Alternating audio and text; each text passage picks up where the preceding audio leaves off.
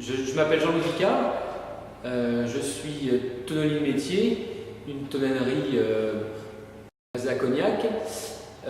J'ai décidé de passer de la barrique au vin en 2009. J'ai passé beaucoup de temps à voyager grâce à la barrique.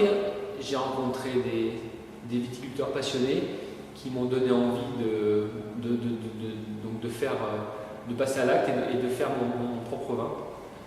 Donc j'ai repris Candale, le château Candale en 2009. C'est une propriété de 13 hectares qui est située sur Saint-Émilion, dans une partie de Saint-Émilion qui est assez intéressante au niveau terroir, au niveau qualitatif. On y retrouve trois terroirs assez intéressants qui sont le terroir plutôt argilo-calcaire, un autre terroir un peu plus argileux et un troisième terroir plutôt sablonneux. L'idée d'une propriété de 13 hectares comme Candale, c'est un petit jardin, c'est un jardin de 35 parcelles et donc c'était de pouvoir faire du sur-mesure avec chaque petit bout de parcelle et d'essayer d'en dégager l'essence même de ce qu'on peut sortir d'un vin de Saint-Émilion. Le terroir de Candale est un terroir qui est assez intéressant, c'est ce qui m'a fait un petit peu craquer sur la propriété.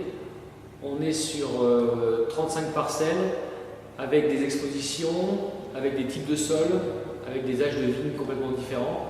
Donc c'est ce puzzle qui est intéressant pour essayer de sortir, je dirais la quintessence de chaque terroir et de sortir un vin qui soit à l'image de la propriété et de son terroir.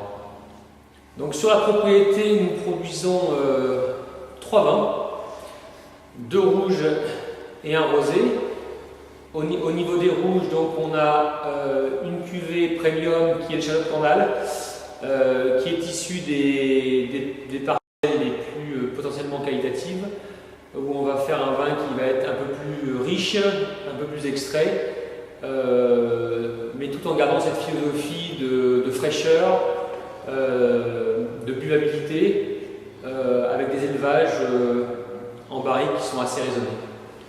Le deuxième vin s'appelle Roc de Candale, Château Roc de Candale, qui est également à Saint-Émilion Grand Cru. Il est issu de nos parcelles qui sont un petit peu plus sablonneuses. Donc ici, on y adapte une vinification qui est beaucoup moins extraite que le premier vin. Et on va faire des vins qui vont être directement axés sur le fruit et la buvabilité. Et enfin, un troisième vin que l'on produit aléatoirement en fonction du potentiel, c'est un rosé.